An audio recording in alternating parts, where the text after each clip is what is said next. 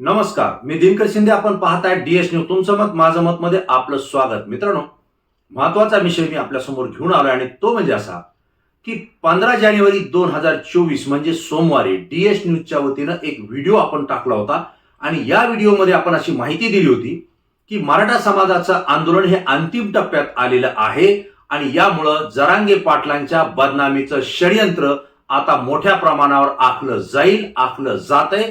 या संदर्भातले संकेत आपण डीएस न्यूज चॅनलच्या माध्यमातून दिले होते. आणि मित्रांनो, याच बातमीला, याच वृत्ताला मनोज जरांगे पाटील यांनी दुजोरा दिलेला आहे आणि 17 जानेवारी 2024 रोजी मनोज जरांगे पाटील यांनी एक पत्रकार परिषद घेतली आणि या प्रेस कॉन्फरन्समध्ये त्यांनी स्पष्टपणे सांगितलं की मराठा समाजाच्या आरक्षणाचा तिढा अजून सुटत नाही.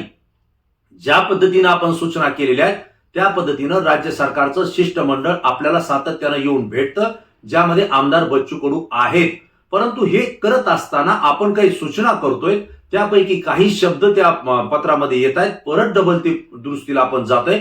यामुळे वेळ लागतोय आणि याचा अर्थ असा निघतोय की मराठा समाज किंवा मनोज जरांगे पाटील हे सातत्यानं आपल्या मागण्या बदलतायत आणि ते ऐकत नाही असा गैरसमज निर्माण करून देण्याचा प्रयत्न काही मंडळी करतायत, असं सुद्धा त्यांनी सांगितलं.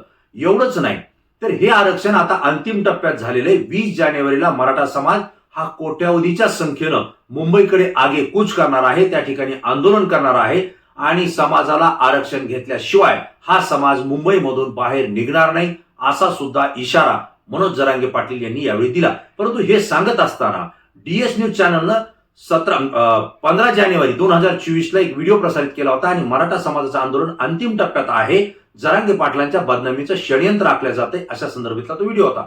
यालाच दुजोरा जरांगे पाटील यांनी स्पष्टपणे दिला आणि त्यांनी सांगितलं की सरकारमधले काही प्रतिनिधी, सरकारमधले काही मंत्री, आमदार आणि विरोधी पक्षातले सुद्धा काही आमदार असतील किंवा नेते असतील, हे माझ्या विरोधात षडयंत्र आखतायत, मराठा समाजाचं आंदोलन हाणून पाडण्यासाठी षडयंत्र आखतायत, असं स्पष्टपणे त्यांनी सांगितलं.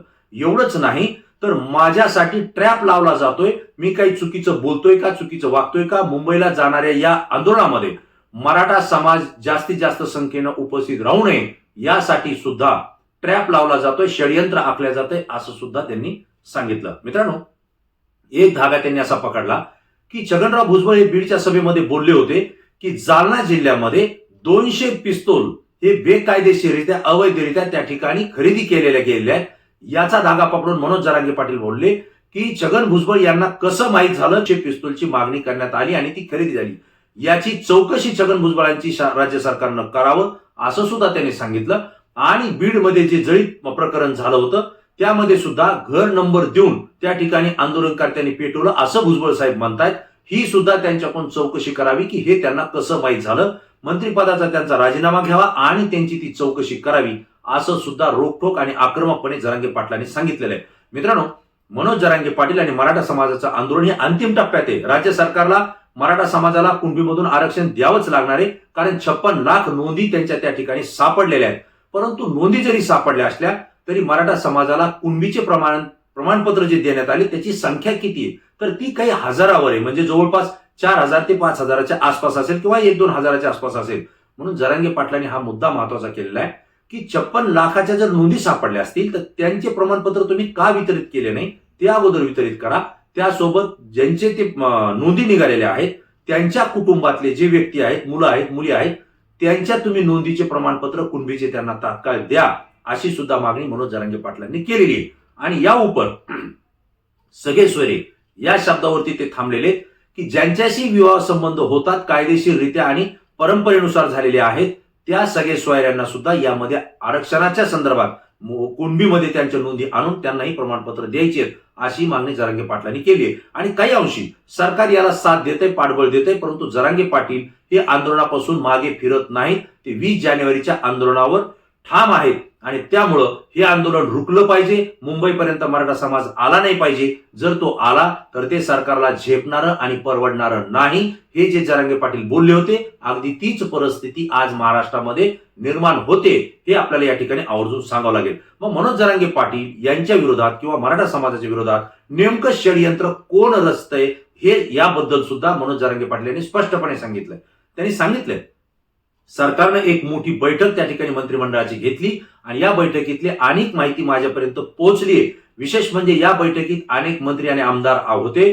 त्यांनी मनोज जरांगे पाटलांचं हे आंदोलन मुंबईपर्यंत पोहोचू द्यायचं नाही यासाठी षडयंत्र आखायला तयारी केली आहे.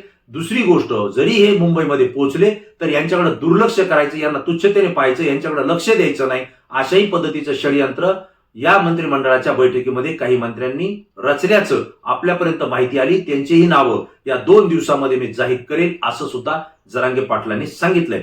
एवढंच नाही तर सरकारच्या वतीनं हे षडयंत्र आखल्या जातंय हा घणाघाती आरोप जरांगे पाटलांनी केलाय. त्यासोबत विरोधी पक्षातले काही आमदार असतील, काही नेते असतील, त्यांनी सुद्धा या षडयंत्रामध्ये भाग घेतलाय असं सुद्धा ते बोलले. या उपर आणखी एक मुद्दा जरांगे पाटलांनी सांगितला, तो म्हणजे असा की मराठा समाजातले जे काही महत्वाकांक्षी नेते होते, ज्यांना काही मराठा समाजाच्या आंदोलनाच्या आडून स्वतःचं नेतृत्व राजकारणामध्ये आणायचं होतं, स्वतःची पोळी भाजून घ्यायची होती, त्यांना ते माझ्यामुळे शक्य होत नाही, मराठा समाजाच्या आंदोलनामुळे शक्य होत नाही. जवळपास 6 कोटी मराठा समाज एका बाजूला असताना हे राज्यातले 50 ते 100 नेते मराठा समाजातले ते आहेत, ते आपली चूल वेगळी मांडण्याचा प्रयत्न करतायत.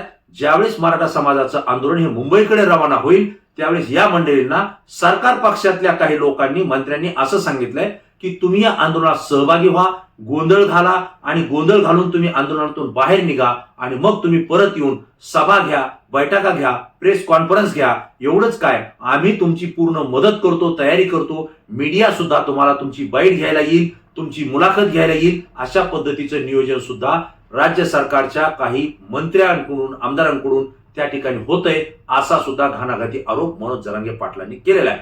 मित्रांनो, यापूर्वी सुद्धा मी आपल्याला डीएस न्यूजच्या माध्यमातून सांगितलं होतं की एखादं सामान्य नेतृत्व जर जनसामान्यांनी स्वीकारलं, समाजानं जर स्वीकारलं, त्याच्या पाठीशी कोट्यावधीचा समाज जर एकवटला तर त्या माणसाच्या शब्दाला किंमत येत असते, जी जरांगे पाटलांच्या शब्दाला आज महाराष्ट्रात किंमत आलेली आहे, मराठा समाजात किंमत आलेली आहे. त्यांनी जर आदेश दिला, त्यांनी जर इशारा दिला, त्यांनी जर सूचना केली, त्यांनी जर विनंती केली तर मराठा समाज त्यांच्या शब्दानुसार या पुढच्या काळामध्ये विधानसभा असेल, लोकसभा असेल किंवा स्थानिकच्या निवडणुका असतील त्यामध्ये मतदान करेल अशी भीती सत्ताधाऱ्यांमधल्या अनेक नेत्यांना आहे. त्यासोबत विरोधी पक्षातल्या सुद्धा अनेक नेत्यांना आहे, जे स्वतःला मराठा समाजाचा नेता म्हणत होते, मराठा समाजाचा मसीहा म्हणून त्यांनी आजपर्यंत समाजाच्या जीवावर राजकारण केलं. त्यांचं राजकारण मनोज जरांगे पाटलांच्या आंदोलनानं आता मोडकळीस येतंय हे मात्र निश्चित. कारण या लोकांनी केवळ मराठा समाजाचा वापरच केला, मराठा समाजाचं नाव घेऊन स्वतःची राजकीय पोळी भाजवली, तह केला, पदं घेतली, मंत्रीपदं भोगली, कोट्यवधीचा निधी वापरला, पण समाजासाठी पाहिजे तितकं काम त्यांनी केलं नाही. आणि आता मात्र ही जी भूमिका आहे ही जरांगे पाटलांच्या आंदोलनामुळे मराठा समाजाच्या लक्षात आली आहे आणि त्यामुळं या नेत्यांना, या तथाकथित मराठा समाजाचे नेत्यांना आता ती किंमत राहणार नाही जी यापूर्वी मराठा समाज देत होता. कारण त्यांनी त्या पद्धतीनं मराठा समाजाच्या आरक्षणाचा प्रश्न सोडवला नाही. मित्रांनो, 70 वर्षापूर्वीच्या जर मराठा समाजाच्या कुणबीच्या नोंदी शासन दरबारी सापडतायत, भूमी अभिलेखमध्ये सापडतायत, तहसीलमध्ये सापडतायत, ग्रामपंचायतीमध्ये सापडतायत. एवढंच नाही तर धार्मिक स्थळावर सुद्धा त्या नोंदी सापडतायत. मग या अगोदरच्या काळामध्ये सत्तेत आलेले किंवा मराठा समाजाच्या जीवावर राजकारण करणाऱ्या या नेत्यांना, सत्ताधारी नेत्यांना, मंत्र्यांना, मुख्यमंत्र्यांना हे पुरावे का सापडले नाहीत, का मराठा समाजाला आरक्षण दिलं नाही, हा प्रश्न मराठा समाजामध्ये मिसळलेला गेलेला आहे. आणि याच्यावरती समाज विचार करतोय, चर्चा करतोय, एकमेकांशी विचारांची देवाणघेवाण करतोय आणि यातून एक सिद्ध होतंय की आपल्याला जाणीवपूर्वक यामधून आरक्षणातून वगळलं गेलं. मित्रांनो, विदर्भ असेल, पश्चिम महाराष्ट्र असेल, खानदेश असेल आणि कोकण सुद्धा, या सगळ्या भागामध्ये जो मराठा आहे हा बहुतांश कुणबीमध्ये आहे, तो ओबीसी मध्ये आहे. परंतु मराठवाड्यातला बहुसंख्य मराठा समाज आणि या इतर राहिलेल्या भागातला काही अंशी मराठा समाज हा आजही कुणबीच्या नोंदीमध्ये नाहीये. जरी त्यांच्या नोंदी असल्या तरी त्यांना कुणबीचं आरक्षण ओबीसी मधून मिळालं नाही. हा त्यांच्यावर 70 वर्षातला अन्याय आहे आणि याला वाचा फोडण्याचं काम मनोज जरांगे पाटलांनी केलंय. आणि म्हणून ते सांगतायत की माझा लढा हा गरजवंत मराठ्यांचा आहे आणि गरजवंत मराठी हे लाखोंच्या नाही कोट्यावधीच्या संख्येनं आहेत, जे जरांगे पाटलांच्या सोबत आहेत. आणि म्हणून मित्रांनो, सातत्याने मी आपल्याला सांगतो, डीएस न्यूज ही जी माहिती आपल्यापर्यंत देतं ही सत्य देतं, परखडपणे देतं, रोखठोक आणि सडेतोडपणे देतं. भले याचे परिणाम काय होतील आपल्याला त्याची पर्वा नाही, परंतु सत्य माहिती जनतेसमोर आली पाहिजे. कारण सत्य माहिती दडवल्यामुळेच मराठा समाजाला आजपर्यंत आरक्षण मिळालं नाही, ही वस्तुस्थिती आहे. अशा जर सत्य घटना दाबल्या गेल्या आणि असत्य घटना जर जनतेसमोर येत गेल्या तर सातत्यानं हे राज्य आणि देश पाठीमागे गेल्याशिवाय राहणार नाही, असं आमचं मत आहे. आणि म्हणून ही घटना मी पुन्हा एकदा आपल्या समोर सातत्यानं मांडतोय आणि याविषयी आपलं काय मत आहे आपण आपली प्रतिक्रिया या व्हिडिओच्या कमेंट्स बॉक्समध्ये निश्चित द्या. कारण मित्रांनो, तुम्ही जोपर्यंत आपल्या प्रतिक्रिया देत नाही, जोपर्यंत आपल्या मनातलं बोलत नाहीत, तोपर्यंत या राज्याला समजणार नाही की महाराष्ट्राच्या जनतेच्या मनात नेमकं काय चाललंय. किती दिवस आपण गप्प बसणार आहात, किती दिवस फक्त व्हिडिओ पाहून आपण लाईक करणार आहात. आपली प्रतिक्रिया द्या, आपलं मत द्या. डीएच न्यूजचे प्रेक्षक सुज्ञ आहेत, सातत्यानं प्रत्येक व्हिडिओला आपली प्रतिक्रिया येते. ती प्रतिक्रिया अत्यंत अभ्यासू आहे आणि म्हणून ती आमच्यासाठी अत्यंत महत्वाची आहे. मित्रांनो, पुन्हा नवीन विषय नवीन मुद्दा घेऊन आपल्या समोर येईल. तोपर्यंत धन्यवाद.